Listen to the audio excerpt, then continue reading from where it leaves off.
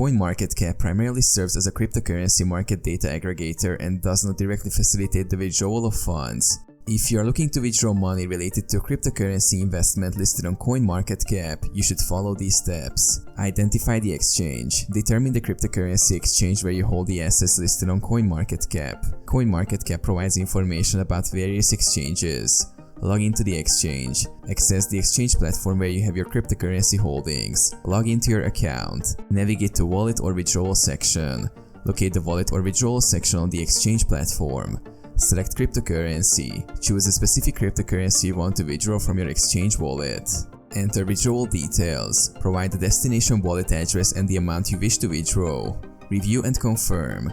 Double-check all the withdrawal details for accuracy and confirm the transaction. Security measures. Some exchanges may require additional security measures such as two-factor authentication. Check withdrawal status. Monitor the withdrawal status on the exchange platform. Processing times can vary.